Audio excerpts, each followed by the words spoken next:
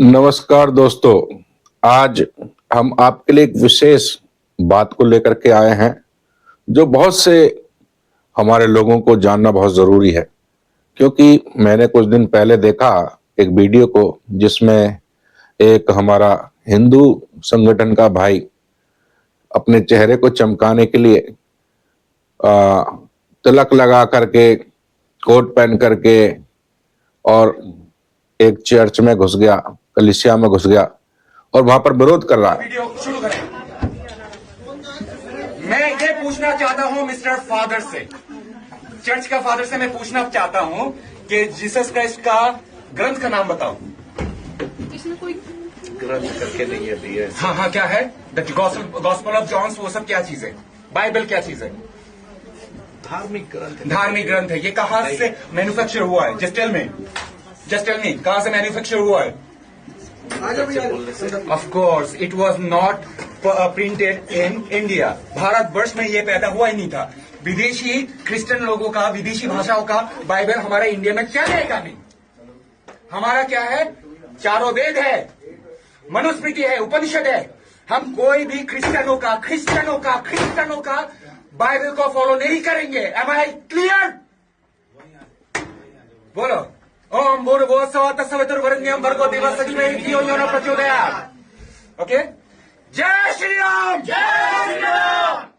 Jesus Christ is not ours. Jesus Christ is not hours.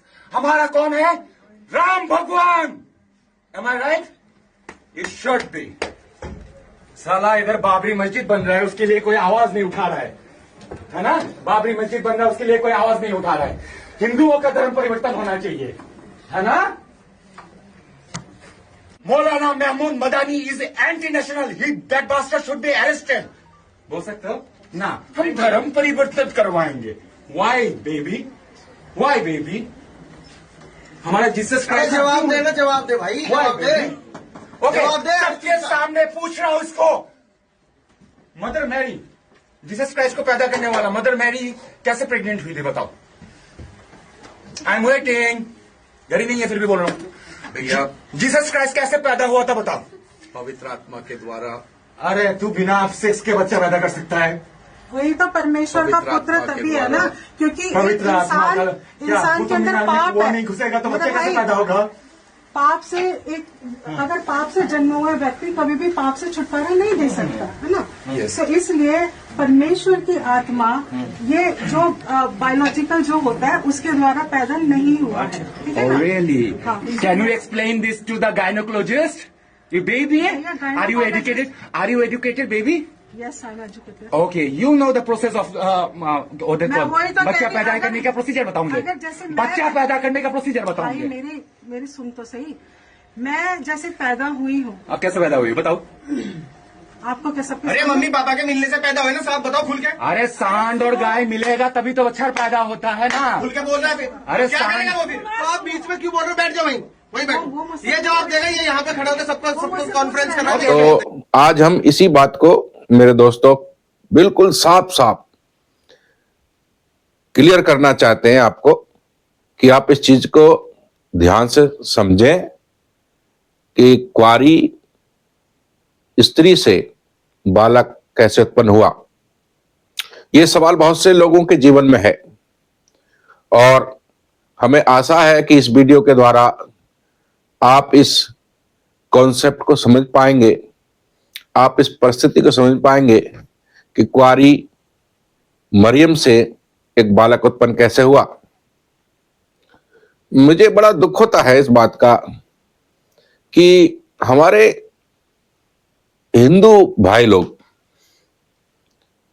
जिनके ग्रंथों में न जाने कितने प्रमाण दिए गए हैं, ये ऐसे पैदा हुआ, ये ऐसे पैदा हुआ, ये ऐसे पैदा हुआ, मैं बताऊंगा तो आप बुरा मान जाएंगे, पर आप खुद जानिए, अपने ग्रंथों में पढ़िए। आप तो खुद उन ग्रंथों को नहीं पढ़ रहे हैं, फिर दूसरे लोगों पर जाकर के आरोप ढूंढ रहे हैं। मेरे भाई बहनों, हमें ये जानना जरूरी है कि जो कुछ शरारती तत्व हैं, ऐसे शरारती तत्व पढ़ते नहीं हैं, उन्हें जरूरत नहीं है पढ़ने की। उन्हें किसी के पुजारी के पास जाकर के ग्रंथों को सुनने की, सीखने की वो आदत नहीं है ना। आदत बैठ करके सुनने के लिए, चुपचाप के लिए नहीं डली हुई। क्या डली हुई है? जाओ दंगा करो, ऐतराज उठाओ। ये आदत इन लोगों की हो गई है। इसलिए दूसरे धर्म के या दूसरी आस्था के जीवनों में कमियां टटोलते रहते हैं, जबकि इसका जो आप देखेंगे हिंदू धर्म के अंदर ही कितनी प्रकार से लोग पैदा हुए, किस किस तरीके से हुए, मुझे बताने की जरूरत नहीं है। आप खुद जा करके पढ़ के देखिए। और आप पढ़ते नहीं है इसलिए आपको समझ नहीं आता। हम कहते हैं आप जिस भी धर्म के हैं आप अपने धर्म ग्रंथों को पढ़िए। पढ़ने से आप समझ पाएंगे कितना सही है, कितना गलत है।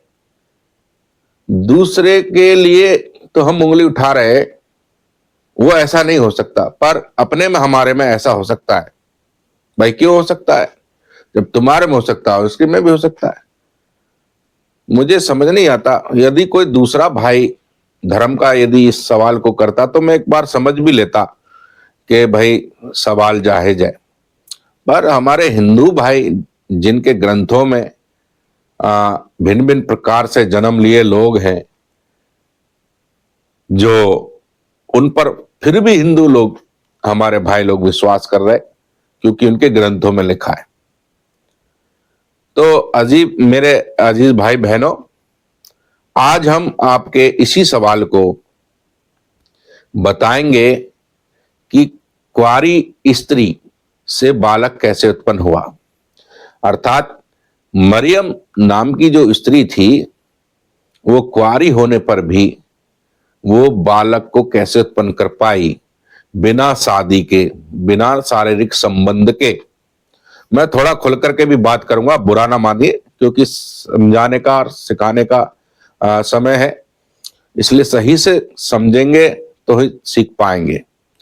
अब आप जितने लोग हैं, जितने भी हमारे भारत के हिंदू लोग हैं, इस वीडियो को जरा शेयर कर दीजिए सब हिंदू ग्रुपों में। हम भी देखें आप जो है कितना फॉरवर्ड करते हैं इस वीडियो को, और कितने लोगों को ये बात समझाना चाहते हैं।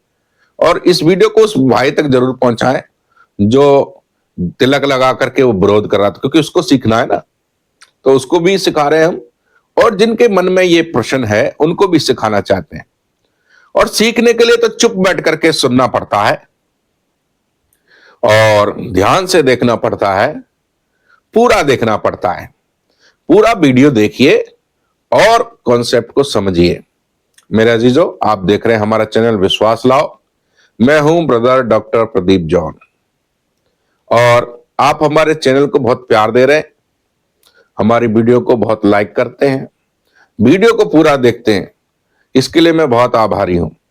हर एक वीडियो जो हमारे चैनल पर है, आप उसको जरूर, हर वीडियो को जाकर के देखिए समय पर। जब भी आपको समय मिले आप हमारी वीडियो को देखिए। हर वीडियो में हम किसी ना किसी बात के कॉन्सेप्ट को क्लियर कर रहे हैं, और आपको हमारी एक वीडियो से एक ही चीज समझ नहीं आएगी, बहुत सी चीज समझ में आएगी। ज्ञान से प्रकाश आता है। जब हम, ये शिक्षा क्यों बनाई गई? अशिक्षित लोग जो थे उनको ज्ञान नहीं था, तो एक समय पर शिक्षा अनिवार्य की गई। क्यों? क्योंकि ज्ञान से हमारी मूर्खताएं खत्म होती हैं। ज्ञान से झूठी शिक्षाएं जो लोग बहका देते हैं वो खत्म होती हैं। ज्ञान से हम बुद्धिमान बन जाते हैं, समझदार बन जाते हैं, अकल आ जाती है, समझ आ जाती है कि हाँ भाई ये चीज ऐसे ऐसे। कोई भी गाड़ी बनाने के लिए आप जाइए, आप अज्ञानी को ले जाइए और एक ज्ञानवान को ले जाइए जिसने उस गाड़ी बनाने की ट्रेनिंग कर रखी है। अब आप बताइए कौन गाड़ी जल्दी बना देगा, है ना? कौन बना सकता है? जिसने उसकी ट्रेनिंग कर रखी है। तो ये है ज्ञान। परमेश्वर का वचन बताता है, मेरी प्रजा ज्ञान के ना होने के कारण नाश हो रही है। उसकी प्रजा कौन है? प्रभु के लोग तो है ही, पर पूरा जगत भी उसी का ही है भाई। अब परमेश्वर के वचन को तो लोग सुनना नहीं चाहते, पढ़ना नहीं चाहते, समझना नहीं चाहते। तो जब सुनोगे नहीं, समझोगे नहीं, पढ़ोगे नहीं, तो उसके बारे में जानोगे कैसे? मेरे भाई बहनों, मैं आपको बताना चाहता हूं कि आप शिक्षित बनिए, परमेश्वर के वचन को अधिक से अधिक पढ़िए। आज हमारा ये सवाल है जो उस भाई ने किया कि हमें बताओ कि कुंवारी मरियम से बालक कैसे पैदा हो गया, है ना, बिना शारीरिक संबंध के। तो मेरे अजीजों, आज हम इसी बात को आपको समझाना चाहते हैं, बहुत खुल के समझाएंगे और आप बड़े ध्यान से सुनिए और सब लोगों को भेजिए, है ना।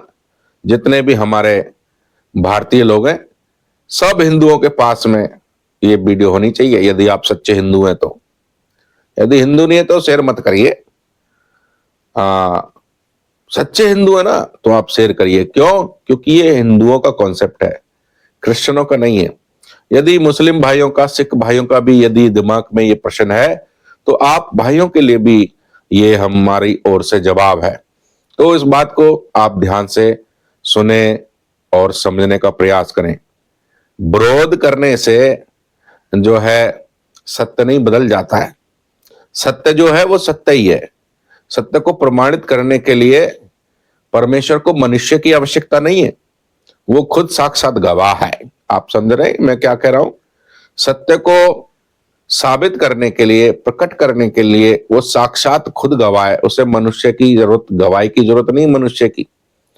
तो मेरा अजीजों, हमें इस चीज को जानने से पहले एक चीज को समझना बहुत जरूरी है। परमेश्वर जो पवित्र आत्मा था और उसको मनुष्य क्यों बनना पड़ा, इस चीज को हमें जानने की सबसे पहले जरूरत है। क्या जरूरत थी कि परमेश्वर स्वर्ग की महिमा को छोड़कर मनुष्य बना, है ना। सब भाई, बच्चा तो बाद में है ना, पहले ये हुआ किस कारण, इसको समझना है। मैं ऊपर ऊपर के फल नहीं दिखाना चाहता आपको, मैं आपको जड़ से लेकर के फल तक लाऊंगा। मेरा कॉन्सेप्ट हर वीडियो में यही होता है कि जड़ से लेके ऊपर तक लाना, फलों तक। ये नहीं कि जी फूल गिला दी, फल दिखा दी, छुट्टी जी, ऐसा नहीं है। बहुत जरूरी है जड़ से आप उसको जाने। तो स्वर्ग के परमेश्वर को, जो स्वर्ग में रहता था, स्वर्गदूतों की महिमा में रहता था, रात और दिन उसकी महिमा होती थी। हजारों नहीं है स्वर्ग में परमेश्वर, एक ही है, एक ही परमेश्वर है। और ये परमेश्वर को क्या जरूरत पड़ गई मनुष्य बनने की, है ना। पवित्र आत्मा को, परमेश्वर को मनुष्य बनने की क्या जरूरत पड़ी, इस चीज को हमें समझने की जरूरत है। वो है जगत के मनुष्य के पापों का उद्धार करने के लिए स्वर्ग के परमेश्वर को जो है शरीर धारण करना पड़ा। अब इसको हम समझेंगे खुल करके। वो क्या है? पाप बलिदान। मनुष्य पाप बलिदान के लिए जो है परमेश्वर को बलिदान चढ़ाता था। और वो बलिदान जो है बड़े बड़े जानवर और छोटे जानवर, पक्षी, है ना, और छोटे पक्षी, है ना, इन सब चीजों का बलिदान करता था अपने पापों को क्षमा करने के लिए। पर पाप क्षमा नहीं होते थे।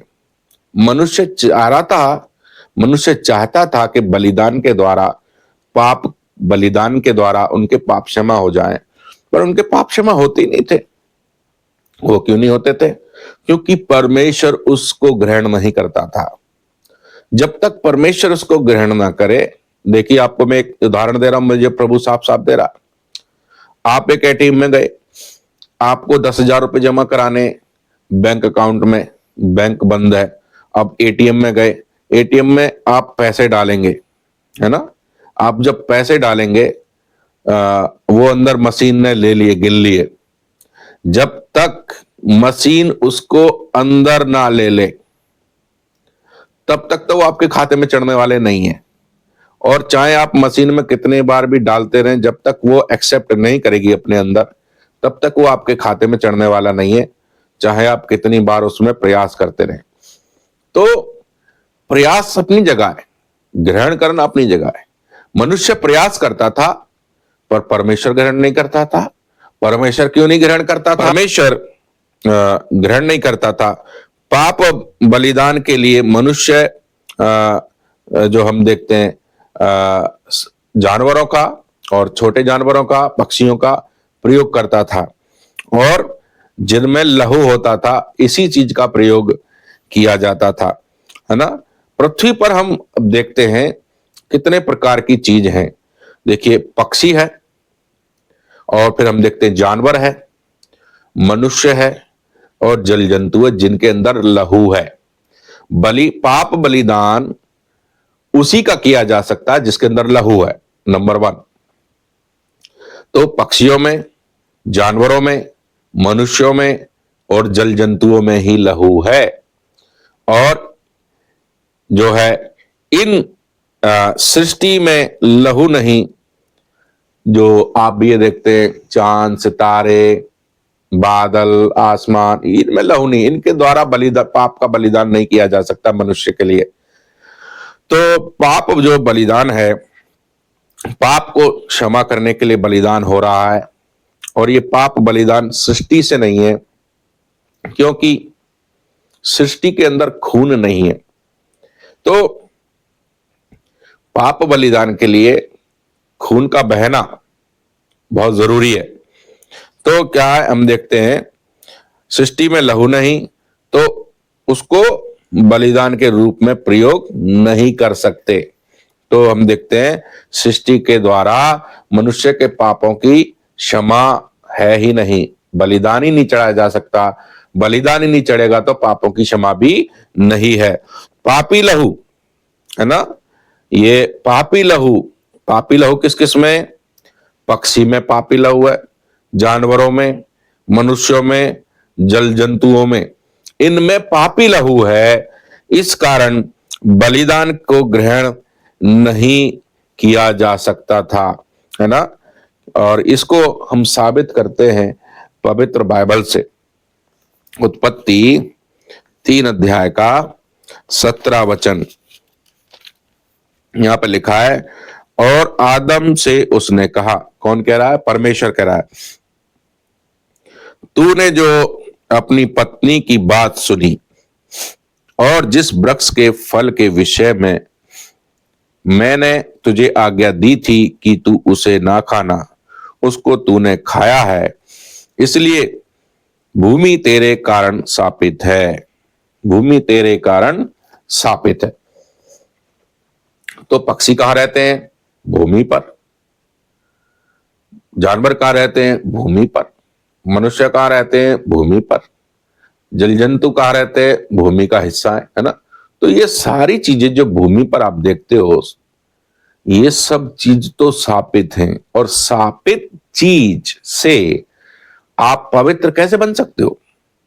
शापित चीज को आप बलिदान करके कैसे चढ़ा सकते हो? शापित चीज को बलिदान नहीं किया जा सकता। शापित चीज बलिदान करने से हमारे पाप क्षमा नहीं हो रहे थे। मनुष्य जाति के, एक धर्म के नहीं बोल रहा मैं, पूरे जगत के मनुष्य के पाप क्षमा नहीं हो रहे थे। तो मेरे अजीज भाई बहनों, पृथ्वी शापित होने के कारण जो है, ना ही किसी जानवर के द्वारा, ना किसी पक्षी के द्वारा, ना ही किसी मनुष्य के बलिदान के द्वारा, ना ही जल जंतु के द्वारा, इन 4 चीजों के द्वारा, क्योंकि इनमें चारों में लहू है, इन 4 चीजों के द्वारा किसी भी प्रकार का पाप बलिदान नहीं हो सकता था। पाप बलिदान नहीं हो सकता था, इसलिए पाप क्षमा नहीं हो सकते थे। अब हम देखते हैं, लोग अपने अपने अनुसार, लोग अपने अपनी समझ के अनुसार, लोग अपने अपने धर्म के अनुसार, लोग अपने अपने रीति रिवाज के अनुसार, है ना, पाप क्षमा की प्रक्रिया को करते थे, है ना। और प्रयास करते रहते थे कि हमारे पाप क्या है, स्वर्ग का परमेश्वर क्या कर दे, क्षमा कर दे।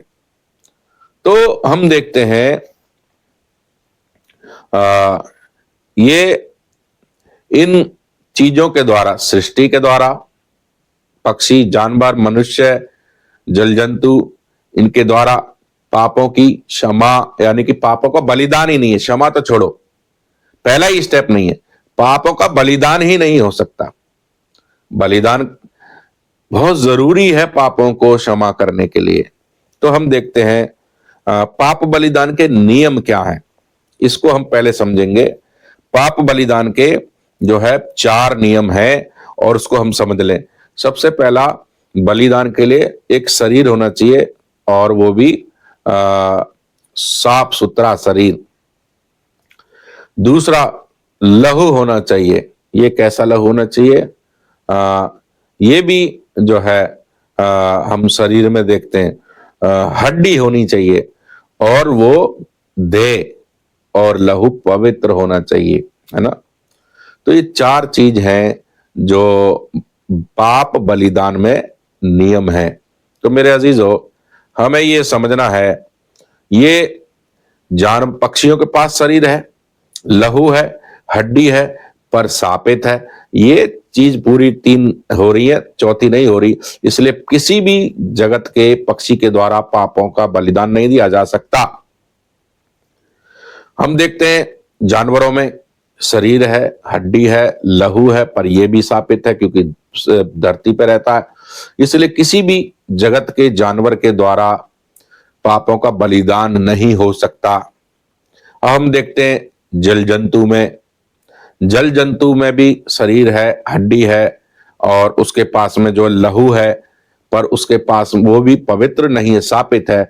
इसलिए जो है मेरे भाई बहनों, इनके द्वारा भी, किसी भी जल जंतु के द्वारा पापों का बलिदान नहीं था, नहीं है।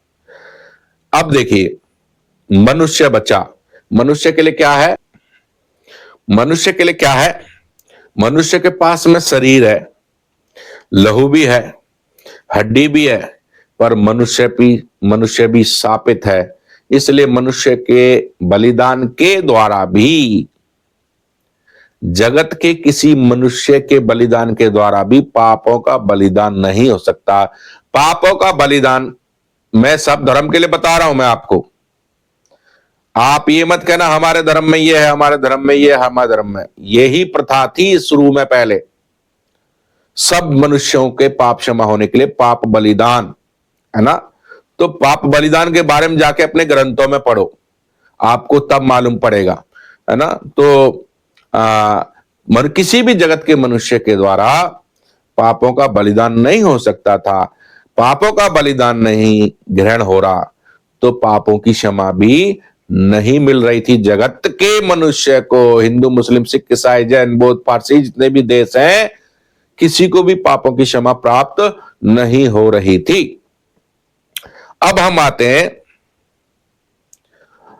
अब परमेश्वर की योजना। पाप के कारण परमेश्वर के हाथ का बनाया हुआ मनुष्य पाप के कारण नरक जा रहा है, और नरक से बचाने के लिए, मनुष्य को दूसरी मृत्यु से बचाने के लिए, आग की झील में से बचाने के लिए, स्वर्ग का परमेश्वर जो पवित्र आत्मा था, अब उसने यहां पर एक योजना बनाई। क्या योजना बनाई? योजना बनाई कि मैं जगत के मनुष्य के पापों से उनको उद्धार दूंगा। तो हम यहां देखते हैं, स्वर्ग के परमेश्वर ने ये योजना बनाई कि मैं अब जगत के लोगों को उनके पापों से उद्धार दूंगा, छुटकारा दूंगा, मुक्ति दूंगा, मोक्ष दूंगा, है ना। ये अब हम देखते हैं कि स्वर्ग के परमेश्वर ने स्वर्गदूत को क्यों नहीं भेजा। यहां पर एक बहुत इंटरेस्ट बात है, परमेश्वर ने स्वर्गदूत को क्यों नहीं चुना उद्धार के लिए। तो हम यहां पर कुछ पॉइंट बनाए, उसको ध्यान से सुनिए। स्वर्गदूतों को उद्धारकर्ता क्यों नहीं बनाया परमेश्वर ने? तो हम यहां पर देखेंगे कुछ पॉइंटों को। स्वर्गदूत के पास पहले से ही एक रूप दिया हुआ है, है ना, उसको कौन सा रूप दिया हुआ है? स्वर्गदूत का। जो परमेश्वर ने इसको उद्धारकर्ता करके नहीं चुना, पवित्र है सिर्फ वो, ना उसके पास शरीर है, ना उसके पास लहू है, ना उसके पास हड्डी है। इसलिए बलिदान के नियम पूरे नहीं होते, बलिदान स्वर्गदूत का नहीं हो सकता। इस कारण जो है स्वर्गदूतों को उद्धारकर्ता नहीं बनाया गया। दूसरा पॉइंट, यदि स्वर्गदूत उद्धारकर्ता होता तो मनुष्य उसकी आराधना शुरू कर देता, है ना। हमारे देश में किसी भी चीज की आराधना कर देते, किसी को भी ईश्वर मान लेते हैं, ऐसे कुछ हो मत हो, बस कुछ भी कर दो आप, थोड़ा सा, आप समझ रहे हैं ना, आप खुद समझदार हैं, मुझे बताने की जरूरत नहीं भारत में क्या हो रहा है। आप थोड़ा सा कुछ भी कर दीजिए, उसी पे ढोक लगाना शुरू। ईश्वर को इतना नीचे गिरा दिया है हमारे भारत के लोगों ने, खासकर किसी को भी ईश्वर मान लेते हैं, कुछ भी। अब तो भारत इतना सोच और विवेक और ज्ञान में इतना नीचे चला गया है जिसकी कोई सीमा नहीं है। मैं आपको क्या नाम बताऊं, आपको बताऊंगा तो फिर आप कहेंगे भाई ऐसी बात बोल रहा है। ज्ञान का स्तर मूर्खता बन गया है। शैतान ने उनकी आंखें ऐसी बंद कर दी है मनुष्य की कि वो अब ईश्वर को किन चीजों में खोजते हैं? जिन चीजों में जो चीज अशुद्ध है, जिनसे मनुष्य घृणा करता है, जिससे परमेश्वर घृणा करता है, जिसको ईश्वर का दर्जा देने लग जाते हैं, उनसे उनकी चीज भी घृणा करने लग जाती हैं। आप समझ लीजिए कितना गिर गया मनुष्य हमारा भारत का। किसी को भी ईश्वर मान लेते हैं, तो स्वर्गदूतों को ईश्वर मान करके उसकी आराधना करना शुरू कर देते। इसलिए जो है ये स्वर्गदूत की आराधना करना ईश्वर बनाकर ये पाप हो जाता। अब पाप से निकाल रहे, एक और पाप कर देंगे, तो ये समझदारी नहीं है। इस कारण करके स्वर्गदूत को पाप का छुटकारा देने के लिए नहीं चुना गया मेरे भाई बहनों। अब हम देखते हैं तीसरा पॉइंट, स्वर्गदूत मृत्यु पर जयवंत नहीं हो पाता। स्वर्गदूत का यदि बलिदान होता तो वो मृत्यु पर जयवंत नहीं हो पाता। इस कारण करके स्वर्गदूत को उद्धारकर्ता नहीं बनाया गया, नहीं चुना गया। अब हम देखते हैं कि परमेश्वर की जो योजना है वो कैसे परमेश्वर ने उसको पूरा किया जगत के मनुष्य को उद्धार दिलाने के लिए। देखो स्वर्ग सबका, तो स्वर्ग का परमेश्वर भी तो सबका हुआ, है ना।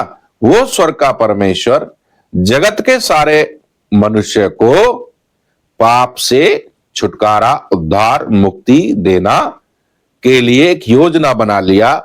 और परमेश्वर ने एक योजना बनाई कि एक कुंवारी द्वारा, है ना, एक कुंवारी के लिए योजना बनाई, है ना। क्यों मां की क्यों नहीं बनाई? नहीं, मां की नहीं बनाई, उसकी कोख, फिर कोख में पुरुष का कई बीज आ गया होता ना, इसलिए एक बनी बनाई मां नहीं चुनी गई उद्धार के लिए। एक कुंवारी महिला को चुना गया, परमेश्वर ने चुना। ये परमेश्वर की योजना है कि एक कुंवारी के द्वारा, जो वो कुंवारी कौन थी? वो थी पूरी पृथ्वी पर मरियम। पूरी पृथ्वी में एक पवित्र स्त्री थी जो मरियम थी। और हम देखते हैं दाऊद के, परमेश्वर की योजना थी दाऊद के वंश में उद्धारकर्ता का जन्म होगा, है ना। और वो कौन था? दाऊद के वंश में कौन था? यूसुफ, जो मरियम का मंगेतर था, वो दाऊद के वंश से आता था। तो ये परमेश्वर की योजना थी कि कुंवारी के द्वारा उद्धारकर्ता पैदा होगा। परमेश्वर की योजना थी कि दाऊद के वंश में उद्धारकर्ता पैदा होगा। अब हम देखते हैं उद्धारकर्ता का जन्म का होगा। ये सब परमेश्वर की एक योजना थी। उद्धारकर्ता का जन्म बैतलहम में होगा। ये सब बातें परमेश्वर की एक योजना थी, जगत के मनुष्य को पाप से छुटकारा देने के लिए और पाप से छुटकारा देने के बलिदान के लिए। पहले बलिदान है, तो बलिदान कब होगा? बलिदान के लिए 4 चीजें जब होंगी तभी बलिदान एक्सेप्ट होगा। तो मेरे भाई बहनों, ये सब योजना एक पाप बलिदान के लिए हो रही है, ताकि पाप का बलिदान हो सके, पाप के बलिदान होने से मनुष्य जाति नरक से बचाई जा सके। अब हम देखते हैं कि जो जगत का उद्धार करता था, जो स्वर्ग का परमेश्वर था, वो बिल्कुल पृथ्वी के केंद्र में पैदा हुआ। पृथ्वी के केंद्र में पैदा हुआ। अभी हमारे ये तिलकधारी भाई, ये जो गंजा भाई है, ये कह रहा था कि वो तो विदेशी है, विदेशी की संस्कृति को यहां क्यों ला रहे, विदेशी ईश्वर को क्यों ला रहे हो? केंद्र का मतलब विदेशी नहीं होता है। भारत में भी कितने ही कोनों पर राज्य हैं। अब वो कोने के राज्य है, कहने लग जाए कि भाई विदेशी है, सरकार विदेशी है, बीजेपी सरकार विदेशी है, हम नहीं मानते। तो भैया कहां की तुम पढ़ाई करके आए हो, हम तो समझ नहीं पा रहे यार। केंद्र का मतलब सबके लिए, केंद्र का मतलब सबके लिए, केंद्र का मतलब सबके लिए फायदा, सबके लिए एक समान। पानी को टप में भरिए और बिल्कुल सेंटर में पानी की एक बूंद गिराइए, तो वो बूंद कैसे जो बीच में गिरती है वो पूरे में फैल जाती है। आप समझ रहे हैं? ये है केंद्र का मतलब। किसी कोने में डालेंगे आप तो वो उस कोने तक नहीं पहुंचेगा, फिर वो कोने वाले कहेंगे फलानी दिशा का है, हम तो नहीं करेंगे, फलानी दिशा का है जी, हम तो अपने रीति रिवाज मनाएंगे, हम तो नहीं मानेंगे। इसलिए वो केंद्र में पैदा हुआ। केंद्र तो सबका है, सबके लिए माना जाता है, सबके विकास का, सबके उद्धार का माना जाएगा। केंद्र में जगत का उद्धारकर्ता पैदा हुआ, पृथ्वी के केंद्र में। अब आप देख लीजिए, और केंद्र को विदेशी नहीं कहा जा सकता। मेरे पढ़े लिखे भाइयों, मेरे तिलकधारी भाइयों, केंद्र को विदेशी नहीं कहते। जाकर के भारत सरकार से ट्रेनिंग लेके आओ कि तुम तो केंद्र की सरकार हो, तुम हमारी नहीं हो भैया, तुम तो दूसरों की हो, तुम तो केंद्र केंद्र की हो, हमारी सीमा की नहीं हो। ऐसे थोड़ा सिखाएगी सरकार तुमको भाई, एक सही सी ट्रेनिंग देगी। भैया केंद्र का मतलब सबके लिए होता है, तुम्हारे लिए भी, भारत के हर सीमा के कोने के लिए। तो पृथ्वी की सीमा के लिए केंद्र में जगत का उद्धारकर्ता पैदा हुआ, पैदा हुआ। योजना बनाई गई, भी पैदा नहीं हुआ, ध्यान से सुनिए। योजना बनाई गई कि वो उद्धारकर्ता केंद्र में पैदा होगा, जो सबके लिए होगा। अब हम विदेश में देखो, विदेश की चीजों को देखो क्या कहते हैं। विदेश की देखो, हम भाषा प्रयोग कर रहे हैं भारत के लोग, पहनावा, व्यापार, सुविधा, आर्थिक और औद्योगिक आयात का प्रयोग कर रहे हैं, है ना। उन्नत तकनीकी का प्रयोग कर रहे हैं, शिक्षा और कौशल का प्रयोग कर रहे हैं, जीवन शैली और संस्कृति का प्रयोग कर रहे हैं। ये सब चीजों के लिए तो हम, हाँ लाओ जी, लाओ जी, लाओ जी, लाओ जी, दो जी, दो जी, दे जी, हमारा भारत काय को पीछा रहे। इन चीजों के लिए विदेशी नहीं है। जबकि इन वस्त्रों में, इस भाषा में, इस खाने में, पीने में, पैसे में, धन में, दौलत में सब कुछ कमाते हो, फिर भी मर जाते हो ना, सब कुछ छोड़ के ही चले जाते हो। उस सब कुछ प्राप्त करके भी आप मर रहे हो। मेरे अजीजों, जिसके द्वारा मनुष्य के लिए जीवन आ रहा है ना, उसको आप ग्रहण नहीं करना चाहते, क्योंकि उद्धारकर्ता आपके पापों को क्षमा कर देगा ना। पाप क्षमा हो जाएंगे तो नरक से बच जाओगे, पर आप बचना थोड़ी चाहते हो। आप तो बहुत ताकतवर हो, परमेश्वर से लड़ लोगे, नरक से भी भाग जाओगे, क्योंकि आप मृत्यु से भी भागने वाले हैं ना।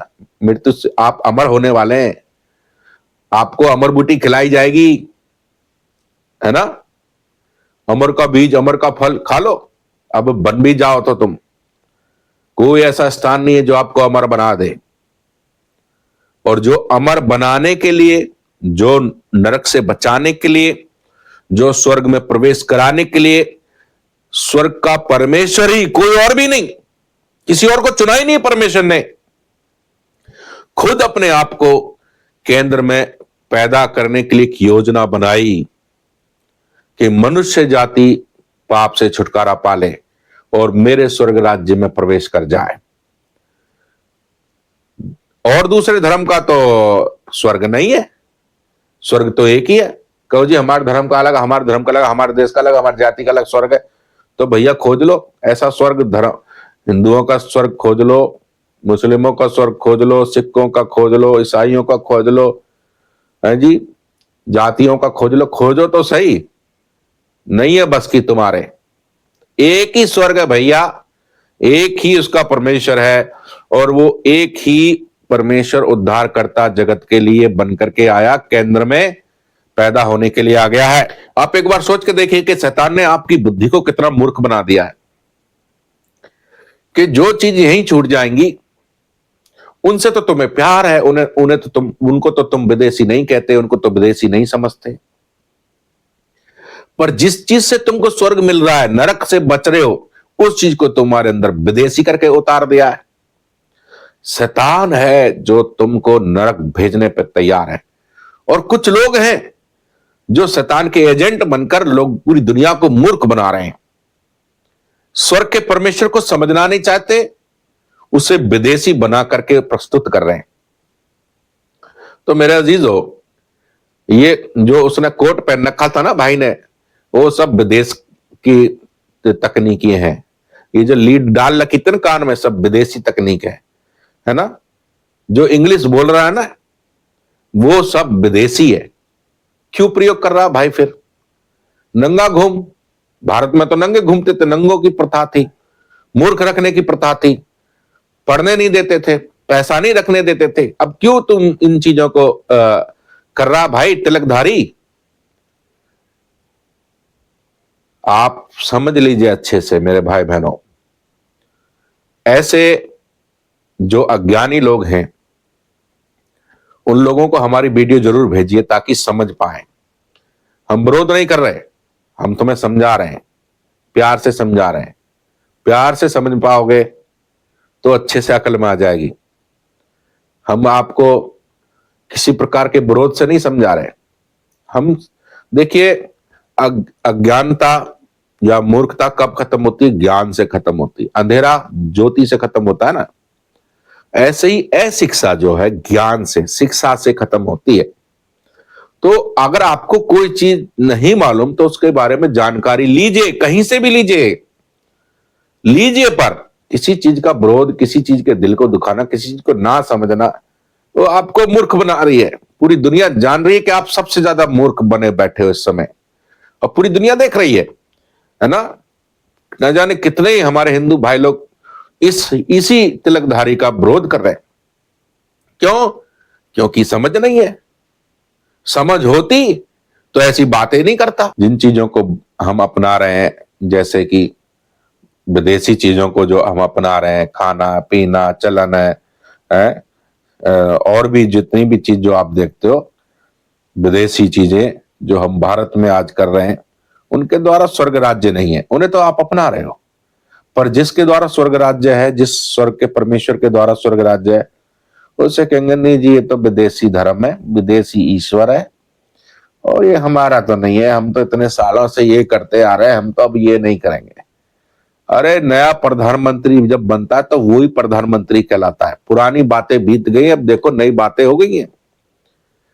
क्या पुराने प्रधानमंत्री को प्रधानमंत्री मानोगे? आज की डेट में यदि किसी कंपनी का चेयरमैन खत्म हो जाए तो क्या होगा? नया चेयरमैन आएगा, नए चेयरमैन अपने नए रूल लाएगा। तो किसके रूलों से चलोगे? पुराने चेयरमैन के या नए चेयरमैन के? नए चेयरमैन के रूल से चलना पड़ेगा। क्यों? क्योंकि वर्तमान में ये चेयरमैन है, वर्तमान में कंपनी के ये रूल हैं, वर्तमान में ये उद्धारकर्ता का सिस्टम आया, उद्धार का, पाप क्षमा का, बलिदान का नियम ये आया, तरीका ये आया वर्तमान में, तो वही अपनाना पड़ेगा। पहले क्या होता था उसको छोड़ दो। उन चीजों के द्वारा यदि आप करोगे तो जी मैं तो जी उन्हीं को पुराने प्रधानमंत्री को ही मानूंगा, मैं तो नए वालों को मानूंगा नहीं, मैं तो मोदी जी को नहीं मानूंगा, वो प्रधानमंत्री जी नहीं है मेरे लिए। तो प्रधानमंत्री जी वो जो पुराने 10 साल पहले थे, 20 साल पहले थे, वो उन्हीं को मानूंगा मैं तो। अरे भाई कहां जी रहे हो? आज के समय में 2025 में भारत के प्रधानमंत्री श्री नरेंद्र मोदी जी हैं। तो उद्धार करता वर्तमान रूप में उद्धार कैसे जगत में आया, उसी के थ्योरी पर आप पूरे जगत को चलना पड़ेगा। आप ये समझ लो अच्छे से। और ये उद्धार का मतलब धर्म नहीं है। परमेश्वर की जो योजना होती है वो धर्म नहीं होता है, वो कोई विशेष धर्म नहीं है और विशेष कोई जाति नहीं है। इस चीज को आप समझ लीजिए। वो जगत का उद्धार करता, सबके लिए पैदा होगा, सबके लिए मरेगा, सबको उद्धार देना चाहता, पर जो विश्वास करे, उसने कहा जो विश्वास करेगा वो ही अनंत जीवन पाएगा। अब जो जो करेगा वो ही पाएगा, जो नहीं करेगा वो नहीं पाएगा। अब हम यहां पे देखेंगे, ध्यान से सुनिए। जिनके द्वारा स्वर्ग राज्य है उनको विदेशी कहते हैं, है ना। और जिनके द्वारा स्वर्ग राज्य नहीं है उनको कहते हैं लाओ जी हमारा अपना है, कोई बात नहीं जी, इससे तो व्यापार चलेगा, इससे तो हम अच्छे दिखेंगे, इससे तो हमारी लैंग्वेज डेवलप हो रही है। उन चीजों को तो हम स्वीकार कर ले रहे हैं, जबकि केंद्र विदेशी नहीं होता, सबके लिए एक समान होता है। अब हम देखते हैं जन्म, उद्धार करता, स्वर्ग के राज्य परमेश्वर का जन्म के विषय में हम देखते हैं। स्वर्ग का परमेश्वर जो पवित्र आत्मा था, अब वो अपने आप को ऐसे ही तो नहीं बना सकता। आप ध्यान से सुनिए, मैं जो हूं वो पूरी पृथ्वी पर एक ही हूं। मैं अपना आप को यदि दूसरा भी बनाना चाहूं तो नहीं बना सकता। मेरे माता पिता भी जिनके द्वारा मैं पैदा हुआ हूं, है ना, आप सुन लो ध्यान से, मेरे माता पिता भी मेरा वही रूप और वही सब सिस्टम मुझे नहीं दे सकते कि हम दो लोग हों और दो में एक ही आत्मा हो, ये भी नहीं हो सकता। यदि दो जुड़वा भी हैं तो आत्मा अलग अलग है, दोनों की चॉइस अलग अलग होगी, दोनों की जो है खूबी अलग अलग होगी, अलग अलग होती है। तो जो परमेश्वर है वो अपने आप को दो नहीं करना चाहता। आप समझ लीजिए ध्यान से, फिर तो पूरी पृथ्वी पर दो परमेश्वर कहलाएंगे। परमेश्वर दो हैं भैया, परमेश्वर दो नहीं है, वो एक ही परमेश्वर है, त्रिएक जिसे बोलते हैं, पिता, पुत्र और पवित्र आत्मा। ये तीन त्रिएक जो है एक है। जैसे शरीर, प्राण, आत्मा, ये मेरे ही अंदर है ना, हम तीन मिलके एक को प्रदर्शित कर रहे हैं। ऐसे पिता, पुत्र, पवित्र आत्मा, ये तीनों भी एक को प्रदर्शित करती है। परमेश्वर एक को दिखाती है। तो मेरे भाई बहनों, तो हम यहां पे देखते हैं परमेश्वर ने अपना कोई दूसरा नहीं रूप बनाया, पर जो पवित्र आत्मा था उसने अपने आप को अपने अंश में, अपने पुत्र में, है ना, मेरे द्वारा पुत्र आ सकता है। मैं अपने आप को दूसरा नहीं बना सकता, पर मेरे द्वारा एक मेरा जो अंश है वो मेरे पुत्र में आ सकता है। तो पिता पुत्र बना। पिता जो स्वर्ग का पिता परमेश्वर था, मनुष्य जब बना तो वो पुत्र कहलाया। आप समझ रहे हैं, पिता पुत्र, और वचन देदारी हुआ और अनुग्रह और सच्चाई से परिपूर्ण होकर हमारे बीच में डेरा किया, और हमने उसकी ऐसी महिमा देखी जैसे पिता के इकलौते की महिमा। पिता के एक लौता, यानी कि स्वर्ग के परमेश्वर ने एक ही अवतार लिया समझ लो, या जन्म लिया समझ लो। मनुष्य का जो जन्म लिया वो एक ही है, नहीं है, एक ही है। और वो जो एक है वो कौन है? पहला वचन यूहन्ना 1:1, आदि में वचन था और वचन परमेश्वर के साथ था और वचन परमेश्वर था। तो परमेश्वर देहधारी हुआ, जगत में आकर देहधारी हुआ। मनुष्य बनना है तो भैया किसको चुनना है? भैंस को थोड़ी चुनेंगे, बकरी को थोड़ी चुनेंगे, किसको चुनेंगे? मनुष्य को चुनेंगे। और वो मनुष्य पुरुष के द्वारा नहीं पैदा हुआ, स्त्री के द्वारा मनुष्य पैदा होता है, इसलिए स्त्री को चुना गया। कंफ्यूजन को दूर रखना भैया, है ना? स्त्री के द्वारा मनुष्य पैदा हुआ।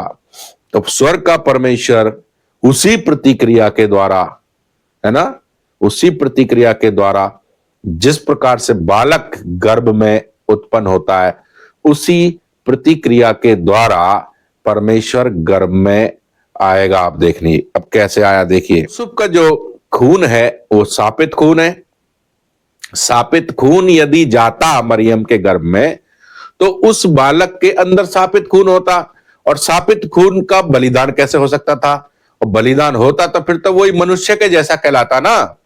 इसलिए सापित खून होगा तो सापित होगा, सापित खून द्वारा नहीं होगा बच्चा तो पवित्र कहलाएगा। आप सुन लीजिए, बलिदान के लिए पवित्र बच्चा चाहिए, पवित्र होना चाहिए, उसमें किसी भी पुरुष का बीज नहीं होना चाहिए।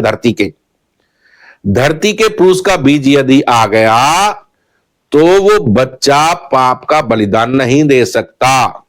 इसलिए किसी भी जो यूसुफ है उसका कोई भी शारीरिक संबंध मरियम के साथ नहीं बना जब वो बालक जो गर्भ में आया।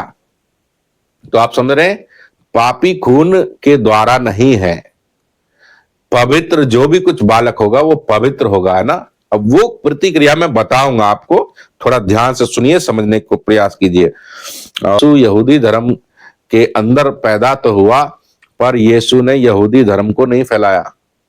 यीशु यहूदी धर्म को फैलाने के लिए नहीं आया, यीशु उद्धार को देने के लिए आया। यीशु ने लोगों के जीवन से स्वर्ग राज्य का प्रचार किया, मन फिराव का प्रचार किया, पाप क्षमा के लिए लोगों के लिए काम किया। तो प्रभु यीशु मसीह, अब जो भारत में मसीह है, क्या वो यहूदी है? नहीं, वो यहूदी नहीं है। यीशु यहूदी धर्म में पैदा हुआ, पर जो ये कहीं भी आपको क्रिश्चियन मिलेंगे वो यहूदी नहीं है। आप ये ध्यान रख लीजिए कि दूसरा धर्म, दूसरा धर्म, दूसरा धर्म। आप कॉन्सेप्ट को समझते नहीं, पढ़ते नहीं, कहीं पढ़ाने का भी कुछ भी ऐसी मन में आके बोलने लग जाते हैं। ऐसा मत बोलिए, थोड़ा सा समझने का प्रयास कीजिए। और हम यहां पर देखते हैं कि अब हम इस चीज को वचन के द्वारा ध्यान से सुने और उसको देखें। थोड़ा वीडियो हो सकता है थोड़ा सा लंबा हो जाए, पर आप इसको पूरा देख के जाइए, और पूरा देखेंगे तो आपका कॉन्सेप्ट जरूर क्लियर हो जाएगा। लूका रचित सुसमाचार 1 अध्याय और उसका हम देखते हैं 26 वचन से लेकर के 35 वचन तक हम इसको पढ़ेंगे, और ध्यान से आप सुनिए। 6वें महीने में परमेश्वर की ओर से जिब्राइल स्वर्गदूत गलील के नासरत नगर में एक कुआरी के पास भेजा गया, जिसकी मंगनी यूसुफ नामक दाऊद के घराने के एक पुरुष, देखो दाऊद का वंश सुना था ना, दाऊद के घराने एक पुरुष से हुई थी। उस कुआरी का नाम मरियम था, है ना। एक कुआरी चुनी गई जो मरियम थी। स्वर्गदूत ने उसके पास भीतर आकर कहा, आनंद और जय तेरी हो, जिस पर ईश्वर का अनुग्रह हुआ है, प्रभु तेरे साथ है। वह उस वचन से बहुत घबरा गई और सोचने लगी कि यह किस प्रकार का विवादन है। स्वर्गदूत ने उससे कहा, हे मरियम, भयभीत ना हो, क्योंकि परमेश्वर का अनुग्रह तुझ पर हुआ है। देख तू गर्भवती होगी। देख तू क्या होगी? स्वर्गदूत क्या कह रहा है? देख तू गर्भवती होगी और तेरे एक पुत्र उत्पन्न होगा, तू उसका नाम यीशु रखना।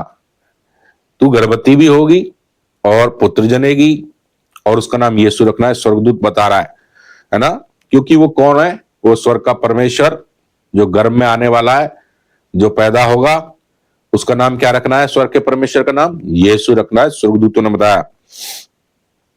वह महान होगा। देखो ये कैसा है, जो बालक होगा ये वह महान होगा और परम प्रधान का पुत्र कहलाएगा, स्वर्ग के परमेश्वर का पुत्र कहलाएगा, यानी कि अंश अंश कहलाएगा, है ना, वो पुत्र कहलाएगा। और प्रभु परमेश्वर उसके पिता दाऊद का सिंहासन उसको देगा और वह याकूब के घराने पर सदा राज्य करेगा और उसके राज्य का अंत ना होगा। प्रभु यीशु मसीह के राज्य का अंत ना होगा। तो वो शरीर का राजा होने के लिए नहीं आया है, आत्माओं को बचाकर उन्हें एक नया तेजस्वी शरीर देकर उनका राजा होगा। वो स्वर्ग में राजा होगा यीशु मसीह, इस धरती का राजा नहीं होने के लिए आया। धरती तो नाश हो जाएगी ना, तो फिर युगान युग का कहां कहलाया? यीशु मसीह तो युगान युग का परमेश्वर है, तो स्वर्ग में युगान युग जीवित रहेगा, उन मनुष्यों को भी जीवित रखेगा जो उसके नाम पर विश्वास करते हैं। तो यीशु मसीह स्वर्ग का राजा है, इसने कहा उसके राज्य का अंत ना होगा। मरियम ने स्वर्गदूत से कहा यह कैसे होगा, मैं तो उस पुरुष को जानती नहीं। अब ये मरियम जो है संसारिक दृष्टि से सोच रही है कि भाई वो कौन सा पुरुष है, मैं तो उस पुरुष को जानती नहीं जिसके द्वारा मेरे घर में बालक आएगा, मैं गर्भवती होंगी और वो बालक पैदा होगा, मैं तो उस पुरुष को जानती नहीं। ये संसारिक दृष्टि से सोच रही है इस समय पर, है ना। और स्वर्गदूत ने उसको उत्तर दिया। अब वो स्वर्गदूत बता रहा सही कि भाई वो बालक किसी पुरुष के द्वारा नहीं आएगा, किसी पुरुष के द्वारा यदि आया तो पापी बीज हो जाएगा, पापी बच्चा हो जाएगा, और पापी का बलिदान थोड़ी होगा, और पापी का बलिदान करोगे तो तुम्हारे पाप, जगत के पाप तो क्षमा होंगे नहीं। तो वो कोई पुरुष नहीं है, वो स्वर्गदूत। देखो अब इस बात को स्पष्ट खुल रहा है, वो क्या कह रहा है, देखो ध्यान से सुनिए। स्वर्गदूत ने उसको उत्तर दिया, पवित्र आत्मा तुझ पर उतरेगा। पुरुष का संबंध नहीं है, पवित्र आत्मा तुझ पर उतरेगा। पवित्र आत्मा किस लिए उतर रहा है? शारीरिक संबंध बनाने के लिए नहीं। पवित्र आत्मा पुरुष पर भी उतरता है, पवित्र आत्मा स्त्री पर भी उतरता है, अपने भक्तों पर उतरता है। परमेश्वर का आत्मा किसी पर भी उतर सकता है। परमेश्वर का आत्मा उतरने को सेक्स नहीं कहते, परमेश्वर के आत्मा उतरने को शारीरिक संबंध नहीं कहते भैया, आप ध्यान से समझ लो। हाँ, पवित्र आत्मा तुझ पर उतरेगा और परम प्रधान की सामर्थ तुझ पर छाया करेगी। ये दिख रही है छाया, ये छाया दिख रही है मेरे फेस पे, ये हाथ की छाया दिख रही है, पवित्र छाया, है ना। सामर्थ तुझ पर छाया करेगी, इसलिए वह पवित्र जो उत्पन्न होने वाला है परमेश्वर का पुत्र कहलाएगा।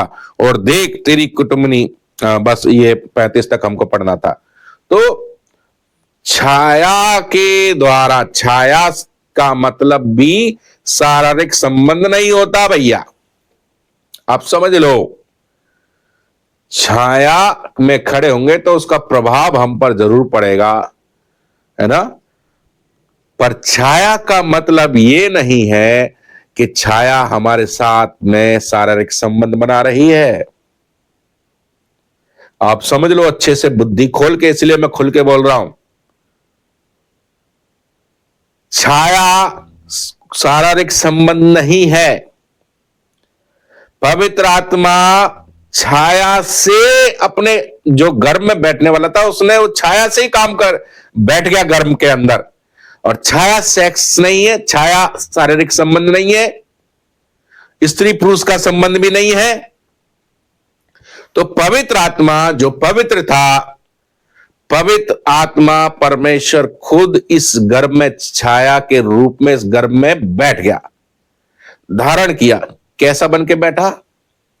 जहां से शुरुआत होती है वो चीज बन के बैठा वो, आप समझ रहे हैं? क्या चीज बन के बैठा स्वर्ग का परमेश्वर?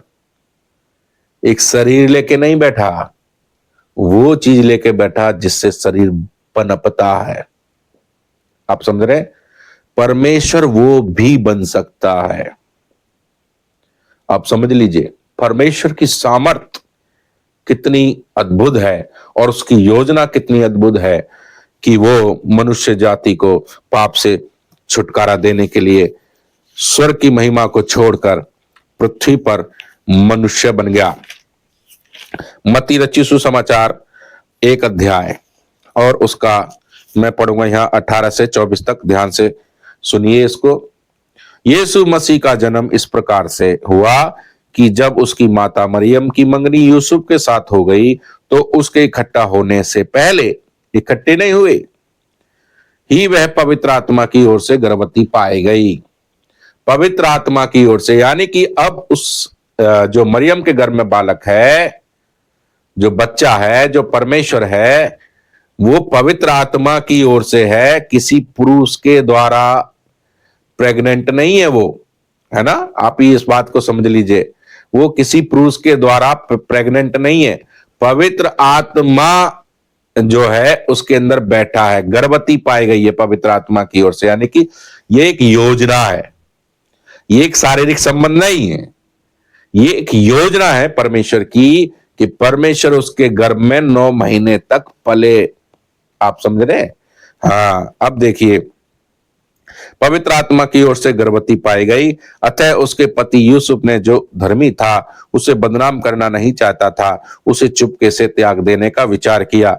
जब वह इन बातों की सोच में ही था तो प्रभु का स्वर्गदूत उसे सपन में दिखाई देकर कहने लगा, हे यूसुफ, दाऊद की संतान, तू अपनी पत्नी मरियम को अपने यहां ले आने से मत डर, क्योंकि जो उसके गर्भ में है वह पवित्र आत्मा की ओर से है। अब यहाँ पर ये भी यूसुफ भी संसारिक रीति से सोच विचार रहा है कि भाई मैंने तो अभी उसके साथ शारीरिक संबंध नहीं बनाया, उसके घर में बालक कहां से आ गया, मैं तो उसे छोड़ दूंगा, क्योंकि मैं उसे बदनाम नहीं करना चाहता कि शादी से पहले उसके घर में बालक कैसे आ गया, इकट्ठा होने से पहले बालक कैसे आ गया, मैं उसे बदनाम नहीं करने का, मैं छोड़ दूंगा। कौन आया भैया? स्वर्ग का स्वर्गदूत। किसकी खबर लेके आता? स्वर्ग का स्वर्गदूत अमेरिका में मिल रहे हैं, या पाकिस्तान में मिल रहे हैं, बंगला में मिल रहे हैं, कनाडा में मिल रहे हैं, कहां मिल रहे हैं? भारत में मिल रहे हैं स्वर्गदूत? नहीं, स्वर्ग में मिलेंगे। स्वर्ग के स्वर्गदूत स्वर्ग की बातों को लेकर के आए, और जो सोच में था उसे दिखाई देकर कहने लगा, हे यूसुफ, दाऊद की संतान, तू अपनी पत्नी मरियम को अपने यहाँ ले आने से मत डर, है ना। जो उसकी मंगेतर थी, वो पत्नी होने वाली थी, उसका विवाह होने से पहले की बातें ये सब, क्योंकि जो उसके गर्भ में है वह पवित्र आत्मा की ओर से, वह पुत्र जनेगी, और तू उसका नाम यीशु रखना, क्योंकि वह अपने लोगों का उनके पापों से उद्धार करेगा। क्या लिखा हुआ है? जगत का स्वर्ग का परमेश्वर गर्भ में धारण होगा, अपना बलिदान देगा, और लोगों को, जगत के लोगों को उनके पापों से उद्धार देगा। अब आप ध्यान से सुन लीजिए, समझ लीजिए, ये उद्धार देना एक धर्म नहीं है। जिस प्रकार से प्रस्तुत किया गया है ना विश्वासियों को कि ये एक धर्म है, ईसाई धर्म है और विदेशी धर्म है, ये प्रकट करना ठीक नहीं है। ये मैं समझता हूं ये ठीक नहीं किया गया, और ये ठीक किया गया हो या ना किया हो, ये ठीक समझा भी नहीं गया, लोगों को ठीक समझा नहीं है लोगों ने। पर सही रीति से जो छुटकारा है, वो उद्धार है, वो एक धर्म नहीं होता है। पाप क्षमा धर्म नहीं है, प्रेम धर्म नहीं होता है ना। प्रेम को कौन से धर्म का आप नाम दोगे? प्रेम धर्म नहीं है, प्रेम एक स्वभाव है। उद्धार भी एक हमारी जरूरत है। मनुष्य पाप के कारण नरक जा रहा था, पाप का बलिदान होने के लिए स्वर्ग का परमेश्वर खुद इस जमीन पर एक योजना बनाई पैदा होने के लिए। स्वर्गदूत कह रहे हैं उसका नाम यीशु रखा जाए, क्योंकि वो अपने लोगों का उनके पापों से क्या करेगा? उद्धार करेगा। जगत के लोगों का उद्धार करता एक ही है, कोई मनुष्य नहीं, कोई जानवर नहीं, कोई पक्षी नहीं, और कोई जल जंतु भी नहीं है। स्वर्ग का परमेश्वर खुद ही उद्धार करता बना है। यदि कोई मनुष्य के पाप का क्षमा करने वाला बन जाता तो लोग उसकी आराधना करने लग जाते, और परमेश्वर की दृष्टि में ये पाप होता, क्योंकि उद्धार करता तो स्वर्ग का परमेश्वर ही है और कोई भी नहीं है। इसलिए उसने अपने आप को देह में धारण किया, अपने पुत्र में अपने आप को प्रकट किया। बहुत से मुस्लिम भाई भी हमारे पिता पुत्र को समझ नहीं पाते, वो भी आप ध्यान से सुनिए, ये आप लोगों के लिए भी कॉन्सेप्ट है अच्छा सुनने के लिए, समझने के लिए, है ना। और आगे पढ़ रहा हूं मैं। यह सब इसलिए हुआ कि जो वचन प्रभु ने भविष्यद्वक्ता के द्वारा कहा था वह पूरा हो। देखो, एक कुंवारी गर्भवती होगी और वह पुत्र जनेगी और उसका नाम इमैनुअल रखा जाएगा, जिसका अर्थ है परमेश्वर हमारे साथ। जो परमेश्वर है वो जगत के लोगों के साथ है ना। 4 से 15 तक ध्यान से सुनिए। अतः यूसुफ भी इसलिए कि वे दाऊद के घराने और वंश का था, गलील के नासरत नगर में यहूदिया में दाऊद के नगर बैतलहम को गया कि अपनी मंगेतर मरियम के साथ जो गर्भवती थी नाम लिखवाए। उनके वहां रहते हुए उसके जन्ने के दिन पूरे हुए और वह अपना पहलौटा पुत्र जनी और उसे कपड़े में लपेट कर चरनी में रखा, क्योंकि उसके लिए सराय में जगह ना थी। देखो, स्वर्ग का परमेश्वर जगत के लोगों को उद्धार देने के लिए आ रहा है और जगत में उसे पैदा होने के लिए जगह नहीं मिली। देखो कैसा है जगत यार, समझ नहीं आ रहा। ये कितनी बहुत जो हमारे लिए आ रहा है अच्छा करने के लिए, हम पे उसके लिए जगह नहीं बनी। वो स्वर्ग का परमेश्वर, राजाओं का राजा, सर्वशक्तिमान ईश्वर होके किसी महल में पैदा नहीं हुआ। उसने ये तक मनुष्य को उद्धार दिलाने के लिए ये तक ग्रहण कर लिया कि कोई बात नहीं, मैं सराय में भी पैदा हो जाऊंगा। उसका प्रेम देखिए, कितना प्रेम करता है वो आपसे कि उसने राजाओं का राजा होकर के भी अपने आप को इतना शून्य बन गया कि चरनी में पैदा हो गया। उसे लज्जा नहीं आई। आप अपने बच्चे को चरनी में पैदा करेंगे? नहीं, अच्छे से हॉस्पिटल में अच्छा सा बिस्तर देंगे आप अपने बच्चे के लिए, जबकि उसके द्वारा जगत का उद्धार नहीं है। पर जिसके द्वारा जगत का उद्धार है, जगत में उसके लिए जगह भी ना मिली। मेरा अजीजों, फिर भी परमेश्वर शिकायत नहीं किया कि मैं तो इनका उद्धार करता बन के आया हूं, ये लोग मुझे ही जमी जगह नहीं दे रहे पैदा होने की। शिकायत नहीं की। ये है महान परमेश्वर। मेरे अजीजों, इसको हम आगे पढ़ते हैं। और उस देश में कितने गड़रिये थे जो रात को मैदान में रहकर अपने झुंड का पहरा देते थे, और प्रभु का एक दूत उसके पास आ खड़ा हुआ और प्रभु का तेज उसके चारों ओर चमका और वे बहुत डर गए। तब स्वर्गदूत ने उनसे कहा, मत डरो, क्योंकि देखो मैं तुम्हें बड़े आनंद का सुसमाचार सुनाता हूं जो सब लोगों के लिए होगा। एक स्वर्गदूत का दल जगत के लोगों के पास आकर के, उन गड़रियों से जो रात में पहरा देते थे उनके पास आकर के कहा कि मैं तुम्हें आनंद का सुसमाचार सुनाता हूं, खुशी का, जो सब जगत के लोगों के लिए होगा। अब ये सब जगत के लोगों, खुशी की क्या बात है? वो यीशु पैदा हुआ है, तो इसका मतलब वो सारे जगत के लिए पैदा हुआ ना। यीशु के जन्म की खुशी सारे जगत को मनानी चाहिए, किसी एक पंथ को नहीं, पूरे जगत को, क्योंकि वो जगत का उद्धार करता है। जो सब लोगों के लिए होगा कि आज दाऊद के नगर में तुम्हारे लिए एक उद्धार करता जन्मा है और यही मसीह प्रभु है। स्वर्गदूतों ने साफ कह दिया कि तुम्हारे लिए उद्धार करता जन्मा है, तुमको पापों से मुक्ति दिलाने के लिए, जो जगत में किसी के द्वारा नहीं हो रही थी। जानवर, मनुष्य, पक्षी, जल जंतु, किसी के द्वारा पापों का बलिदान नहीं होता। आज वो तुमको पाप से छुटकारा देने के लिए, आज वो तुमको पापों से बचाने के लिए, आज वो बलिदान जो परमेश्वर जो अपना देगा, आज उसका जन्म हुआ है। वो उद्धारकर्ता का जन्म हुआ है। यही मसीह प्रभु है जिसकी दुनिया बाट जो रही थी, दुनिया बाट जो रही थी। ज्योतिषियों से पूछो, जाकर के ज्योतिषियों से पूछो कि उद्धारकर्ता के विषय में क्या बताते हैं हमारे ग्रंथ। उद्धारकर्ता कौन है, कैसा है वो, उसके बारे में पूछा करो ना जी। 2 के 4 बनेंगे, वो ही पूछते रहते हो। कब शांति आएगी, कब बच्चा पैदा होगा, कब ये होगा, कब वो होगा, इन्हीं में लगे रहना, मरने के बाद नरक चले जाना। उद्धारकर्ता को जानने की क्या जरूरत है तुमको? तुमको थोड़ी स्वर्ग चाहिए। नाम जरूर, नाम के आगे जरूर स्वर्ग लिख देना, जाओ मत जाओ, नाम के आगे लिख देना, वही काफी है। बैंक में पैसा हो मत हो, लिख देंगे करोड़पति ये, हो जाओगे करोड़पति। बैंक में पैसा भी तो होना चाहिए भाई। मेरे अजीजों, उद्धारकर्ता जगत का है, सब धर्मों के लिए आया है। उस उद्धारकर्ता को सब धर्म के लोग ग्रहण कर सकते हैं, सब धर्म के लोग उस पर विश्वास कर सकते हैं, सब धर्म के लोग जो उसने बताया सिस्टम पाप क्षमा के लिए, उस पर विश्वास कर सकते हैं और करना चाहिए। ये कोई बुराई नहीं है। अपने आप को नरक से बचाना कोई बुराई नहीं है। अपने आप को नरक से बचाना, उद्धारकर्ता पर विश्वास करना धर्मांतरण नहीं है भैया। भूख लग रही है तो खाना खा लेने का मतलब धर्मांतरण नहीं होता है। ये एक नीड है, जरूरत है जगत के मनुष्य के लिए। जब तो वो स्वर्ग छोड़ के आया, उसको क्या जरूरत थी स्वर्ग छोड़ के आया फिर मरे भी।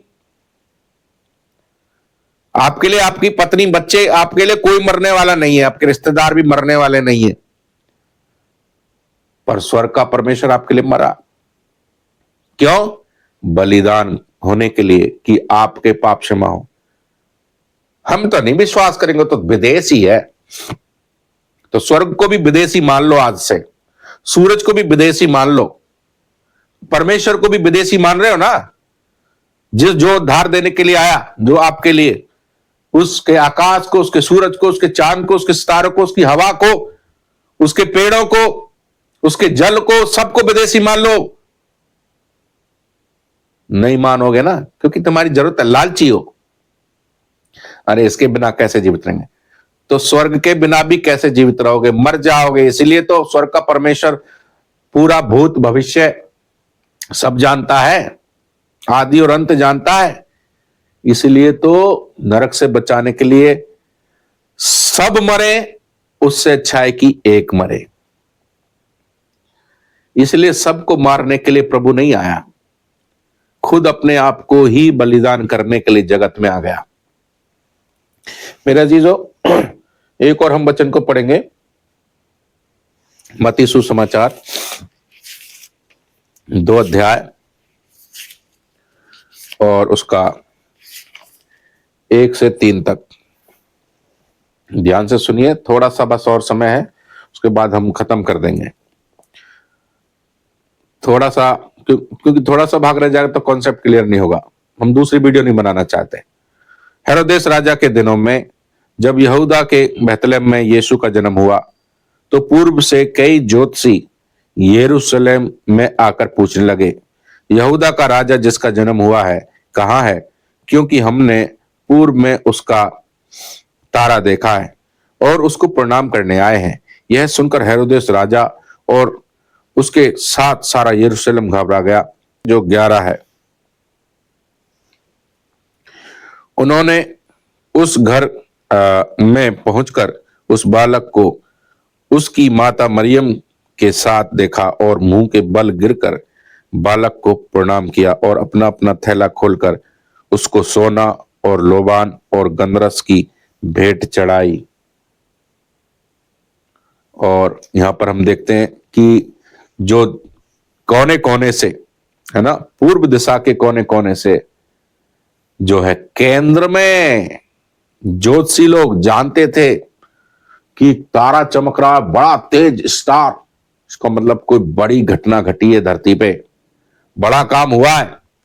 चलो इस तारे के संकेत, तारा संकेत दे रहा है, इस तारे के पीछे पीछे पीछे पीछे पीछे पीछे पीछे पीछे पीछे पीछे पीछे केंद्र में आ गए, जहां पर वो बालक जो स्वर्ग का परमेश्वर बालक था, मरियम के गर्भ में था, उसने जन्म ले लिया था। और हम देखते हैं उस बालक जो उद्धारकर्ता परमेश्वर था, उस बालक का नाम यीशु भी रखा गया है ना, यीशु। और ये जब वहां पहुंच गए तो उपहार दे रहे हैं, ज्योतिषी उपहार दे रहे हैं, भेंट चढ़ा रहे हैं, है ना। और जो पृथ्वी का राजा था हेरोदेस, वो राजा की बात सुनकर के जो मसीह यहूदियों का राजा है, वो उसे हम प्रणाम करने आए। अरे मेरा तो राज्य छिन जाएगा, घबरा गया सारा यरूशलेम। मनुष्य की रीति से सोचने वाले लोग, और एक तरफ आत्मिक काम हो रहा है और मनुष्य उसको शारीरिक दृष्टि से देख रहा है। इसलिए हिंदू और ईसाइयों में भारत में विवाद है। और ये विवाद कुछ भी नहीं है, ये अज्ञानता है, नासमझ है, ज्ञान ना होने के कारण ये विवाद हो रहा है।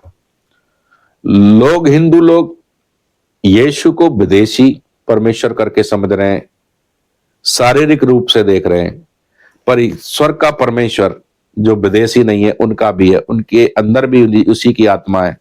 कोई दूसरा ईश्वर है ही नहीं, कोई नहीं है दूसरा ईश्वर, एक ही ईश्वर की आत्मा सब मनुष्य के अंदर है और निकल करके एक ही जगह जाएगी, स्वर्ग के परमेश्वर के पास न्याय के लिए जाएगी।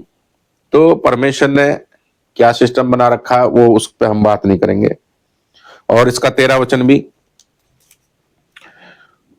उनके चले जाने के बाद प्रभु के एक दूत ने स्वप्न में यूसुफ को दिखाई देकर कहा, उठ, उस बालक को उस अपनी माता और उसकी माता को लेकर मिस्र देश में भाग जा, और जब तक मैं तुझसे ना कहूं तब तक वहीं रहना, क्योंकि हेरोदेस इस बालक को ढूंढने पर है कि उसे मरवा डाले।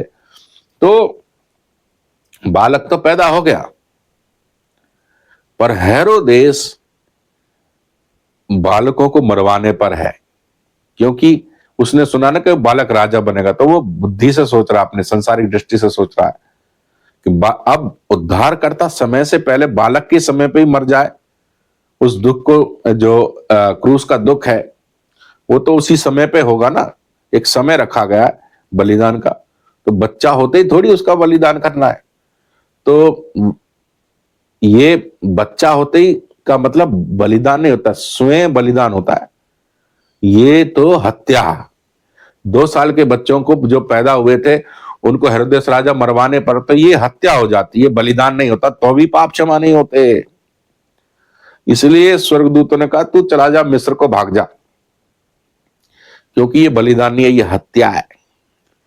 और वो हत्या यदि हो जाती और यदि यीशु मसीह ना पैदा होता और वो हत्या हो जाती, तो मनुष्य जगत के मनुष्य के पापों का बलिदान हो ही नहीं पाता। बलिदान नहीं हो पाता तो पापों की क्षमा भी नहीं मिल पाती, और कोई भी मनुष्य अपने आप को स्वर्गीय नहीं कह सकता था। मेरा अजीजों, थोड़ा सा बस समय हम और ले रहे हैं आपका। 16 वचन, जब हेरोदेस ने यह देखा कि ज्योतिषियों ने उसके साथ धोखा किया है, तब वह क्रोध से भर गया और लोगों को भेजकर ज्योतिषियों द्वारा ठीक ठीक बातें बताए गए समय के अनुसार बेथलेहम और उसके आसपास के स्थानों के सब लड़कों को जो 2-2 वर्ष के या उसके छोटे थे मरवा डाला। सब 2-2 वर्ष के बच्चों को मरवा डाला, क्योंकि यीशु मसीह कौन था? जगत का उद्धारकर्ता बनके, राजा बनके आया था। इसके लिए हेरोदेस ने अपनी बुद्धि से सोचा। काम किस चीज के लिए हो रहा है? आत्माओं के लिए। हेरोदेस अपनी बुद्धि से सोच रहा है कि भैया वो तो राजा बनने के लिए आ रहा है। यही विवाद है, ना समझ। आप समझ रहे? ना समझ के नुकसान हो गया, बेमतलब की ना समझ से नुकसान हो रहा है। समझ ना रखने से, ज्ञान ना रखने से नुकसान हो रहा है मेरे अजीजों। इसलिए हम आपको बताना चाहते हैं, गर्भवती, गर्भवती का जो अर्थ है वो पेट में बच्चा होना है ना, पेट में कुछ पलना, विकसित होना, इसको कहते हैं गर्भवती, है ना। तो गर्भवती ये शरीर से संबंध नहीं रखता, शारीरिक संबंध को गर्भवती नहीं कहते हैं। समझ में आ रहा है आपको? शारीरिक संबंध को गर्भवती नहीं। यदि शारीरिक संबंध को गर्भवती कहते हैं तो दुनिया भर में कितने लोग प्रयास कर रहे हैं, 15 साल, 20 साल, 30 साल से प्रयास ही कर रहे हैं शारीरिक संबंध बना के उन्हें कोई संतान मिल जाए, पर तो मिल तो नहीं रही ना। क्यों भैया? शारीरिक संबंध गर्भवती करता है ना, शारीरिक संबंध गर्भवती करता है आपकी दृष्टि में, पर हमारी दृष्टि में शारीरिक संबंध ही गर्भवती करता है, ये नहीं है।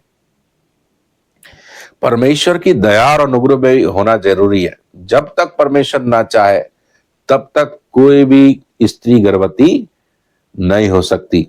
तो गर्भवती का मतलब जो है शारीरिक संबंध नहीं होता है। गर्भवती का मतलब है उसके गर्भ में कुछ ना कुछ पल रहा है, विकसित हो रहा है, गर्भ में कुछ विकसित हो रहा है। तो वो जो आया वो कहीं से भी आ सकता है, जरूरी नहीं कि पुरुष के द्वारा ही जाए गर्भ में, वो परमेश्वर खुद भी छाया के द्वारा बैठ सकता है। अब विकसित हो रहा है, यानी कि गर्भवती है, परमेश्वर खुद बैठ गया उसके अंदर और विकसित होने लगा, गर्भवती। आप समझ रहे हैं? अब देखिए, क्या शारीरिक संबंध मनाने से गर्भ धारण होता है? नहीं, हम नहीं मानते इस चीज को। अब हम देखते हैं कि पहला जो मनुष्य था आदम, उसको जब परमेश्वर ने बनाया था, है ना, तो उस समय पर कोई शारीरिक संबंध नहीं था कि मनुष्य बना गया। आप समझ रहे हैं? तो ये संभव है, जो पहला मनुष्य बन सकता है, तो मरियम के गर्भ में भी वो परमेश्वर अपनी इच्छा से स्वयं आ सकता है, बैठ सकता है, गर्भ धारण कर सकता है ना, गर्भ मरियम के गर्भ में धारण कर सकता है और अपने आप को उस गर्भ में, फिर मरियम की जो गर्भ है उसको 9 महीने के लिए उसको पालन पोषण करके उसको पैदा किया। तो मेरे अजीजों, ये जो सवाल है बहुत से लोगों के जीवन में, कुंवारी स्त्री एक बालक उत्पन्न कैसे कर सकती है, तो आपको अच्छे से समझ में आ गया होगा। वो किसी शारीरिक संबंध के द्वारा नहीं हुआ। यदि शारीरिक संबंध के द्वारा होता तो पापों का बलिदान यीशु के द्वारा नहीं होता, इसलिए वो पवित्र परमेश्वर है ना, पवित्र परमेश्वर कहलाता है। तो अब उसके पास में शरीर आ गया, स्वर्ग के परमेश्वर ने देह धारण करी तो शरीर आ गया, लहू आ गया और हड्डी आ गई, और वो पवित्र था क्योंकि वो उसके अंदर किसी भी पुरुष का बीज नहीं था। तो 4 बलिदान के नियम स्वर्ग के परमेश्वर यीशु मसीह में पूरे हुए और जगत के लिए एक दिन पाप बलिदान हुआ, जो गुड फ्राइडे के नाम से आप देखते होंगे, पूरे विश्व में मनाया जाता गुड फ्राइडे। तो गुड फ्राइडे के समय पर प्रभु यीशु मसीह ने जगत के लोगों के लिए पाप बलिदान किया, अपना खुद ही बलिदान किया, ताकि मनुष्य जाति के पापों का समाधान, यानी कि पापों का उद्धार, पापों का मोक्ष, पापों की मुक्ति, छुटकारा उनको मिल सके। तो मेरे अजीजों, आपने ये पूरी वीडियो देखी है, इसके लिए हम बहुत बहुत धन्यवाद करते हैं। सभी ऐसे लोगों को जिनको ये प्रश्न है, उन सबको भेजिए, ग्रुपों में भेजिए, ताकि लोग अच्छे से समझें और फिर से कोई ऐसा निर्बुद्धि व्यक्ति आकर के इस बात को ना पूछे कि बताइए कि मरियम जो कुंवारी होकर के भी एक बालक उत्पन्न कैसे करी। ये वीडियो आपको वो जवाब देगी। आपने अपना समय दिया है, उसके लिए हम धन्यवाद देते हैं। Thank you.